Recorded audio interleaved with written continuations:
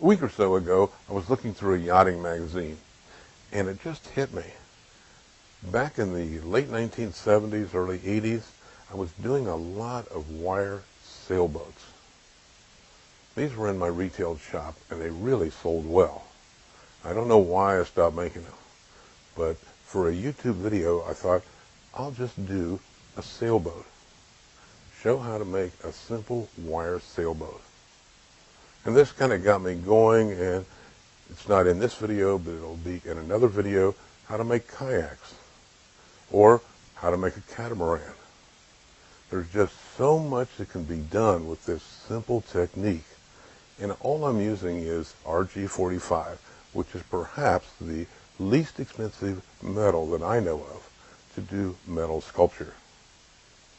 So I hope you enjoy these videos, because these pieces are really fun to do, and there's no end to where you can go with these.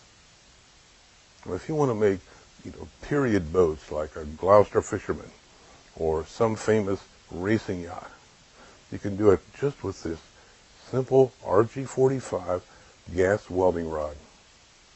Brazing it, fuse welding, and gas welding. Starting off with some 3/32 RG45. Here I have two pieces, 12 inches long, and I'll fuse weld these together at the ends. RG45 is a mild steel gas welding rod.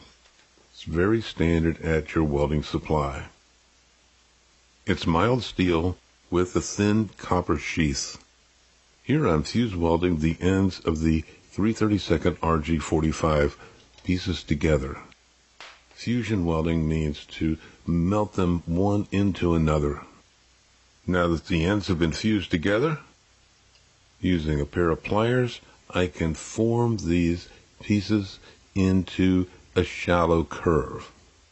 This will be for the sides, for the port and starboard side of the boat. By fuse welding the ends together and then forming them both at the same time, I can be assured that the sides are symmetrical. Here I'm using a 1/16 inch RG45 fuller rod to weld the bow or the front of the boat together. And for the stern or transom, I'm using another piece of 3/32 RG45, and in this case I'm using a longer piece. If I used just a short piece in there, the air from the torch would probably blow it around. So I can use that longer piece and then cut it off. Again, using a piece of 3/32 RG45, this is for the center line of the boat. This is where the mast will attach. Using 3/32 RG45, and I'm forming a piece here for the shape of the hull. I don't have any particular ship or yacht in mind as I form this, but if a person wanted to, they could start recreating famous fishing vessels and famous yachts, just using these simple ideas and using the RG45, in this case the 3/32 RG45 and the 1/16 inch RG45.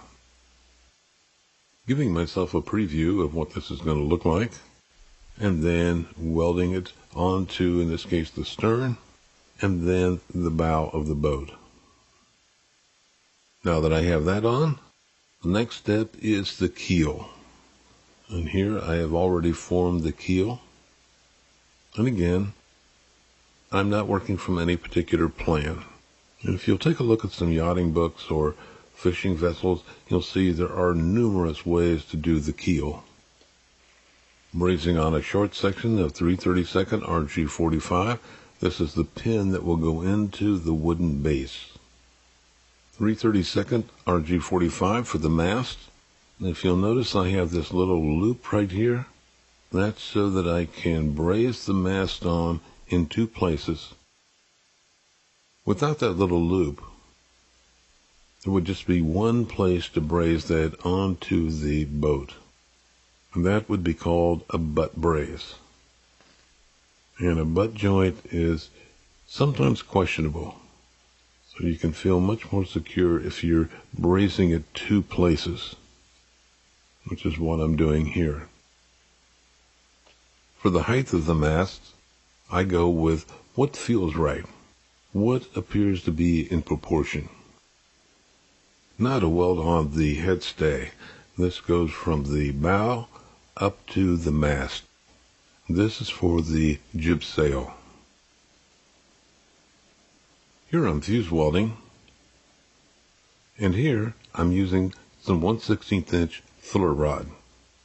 Using my thumbs here, and a piece of 1/16 inch RG45, kind of sliding my thumbs across there to make a shallow curve. This is for the bottom of the jib sail. I'm going to braze it right on the head stay.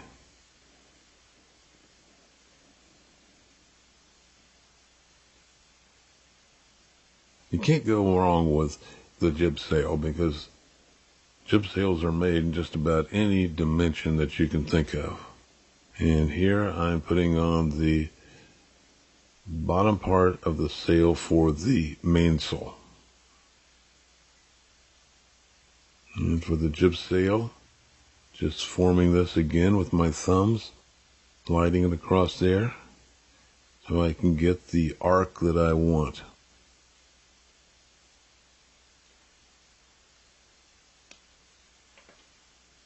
Just kind of trial and error here. So I get the right size, right length of rod, clipping it off, and in this case I'm going to braze the 1/16 inch rod.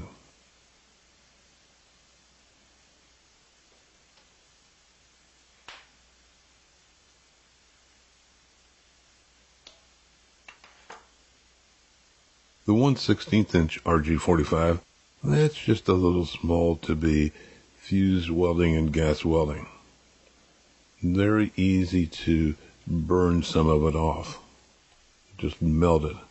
So with the brazing, I have just a little bit more control.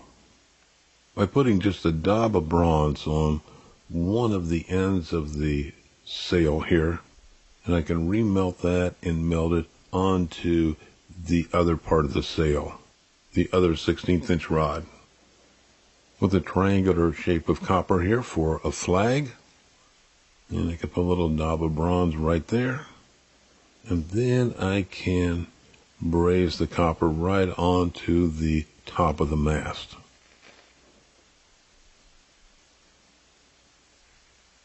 Then right up here at the top, adding a little kind of balling up some bronze so that I don't end up with just a sharp blunt end up there. Kind of finishes it off.